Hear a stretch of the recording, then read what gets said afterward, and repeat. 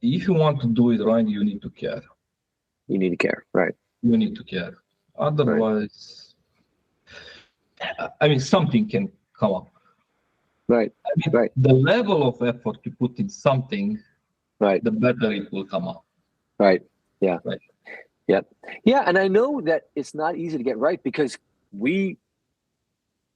there's a market for a company like ours. I mean, people come to us and say, I'm having problems. I'm having pain.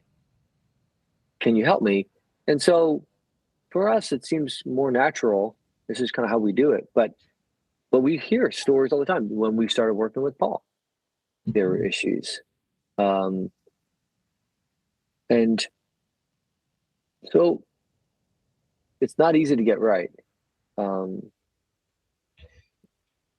Well, maybe it's easier to say it's easy to get wrong. Of course, you can get it wrong in a lot of ways. What can make a difference eventually? So, you come in, right? You demonstrate. You put at work your technical capabilities, right? I mean, all your knowledge, your technical acumen, right? Yeah. You put it at work. You put it at work, right? Mm. And with that, it's also important back how you would communicate everything you've done, right? Ultimately, you need a bit of explaining, right, what you have done in a manner that makes the client eventually feel safe, right? Okay, these guys know what they're doing, first of all, right? Then at least you made a first big step in creating that trust. Mm. Of course, everything starts with, hey, you like to help initially, right? You want to help it. And after you've been through a big first challenge or problem solving, right? Trust starts to build up, and also your care starts to build up towards that product. Right. Yeah. And then it's a ball rolling of events happening during time, eventually, right? Yeah. That you care more, they trust more, Right. there's autonomy, Right.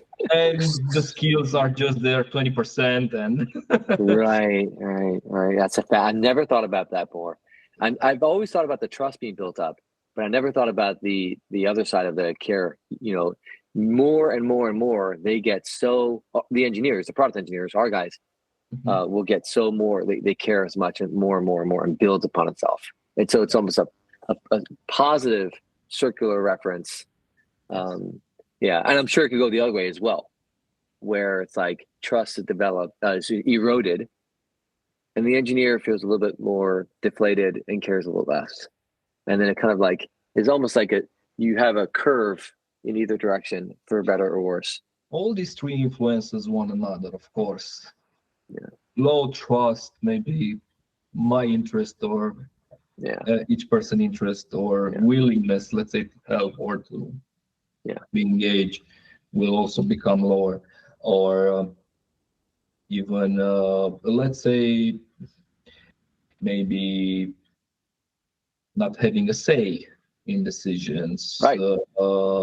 Having something with, we're not building something new, let's say, we're not innovating, right? Right. There are some variables in behind. I think ultimately those are the basic, the big things that usually happens. Yeah. You're right. Yeah, for the right engineers, building cool stuff, building things that are being used, building things that are being, that you can get behind, you understand, having the client trust you, having some autonomy, being able to leverage your years of experience, all of that can really accelerate if it's present, and really decelerate trust and caring if it's not there. Yeah, this is super helpful for me. It's hard for me to put these things into words, but talk about it makes sense. I almost have to think of creating a graph. Yeah, fascinating stuff. Sometimes I'm comparing with building a house. I mean, you hire someone because of their expertise, their knowledge in that. Sure. And you give them full trust. If you start, hey, why you're putting that over there and why that over there and why you are cutting the wood like that and not like that, or using the screws those ones. Yep. You're all over them and they will start, okay, they disengage and probably your house will be not that good. Yeah. You know? Yeah. So if you have to sacrifice on one of these two things, either control, you have to give up control in order to trust more. Or you have to sacrifice on, like, hey, maybe it's not the thing I perfectly want, but I really want to build a trusting relationship with this team. So I'm gonna let go of some things I want. I mean, you obviously want the client to get exactly what they want. Yes.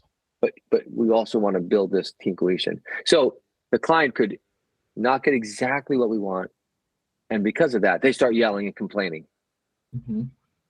It's not worth it, you know. Now, if we miss a huge deadline, the client should be upset. You know, of course. Yeah. So there's a balance between knowing when to raise issues and knowing when to push back and say, hey, we need this to be better, versus degrading trust. So ideally, you're doing both, you know, pushing back, but in a constructive way.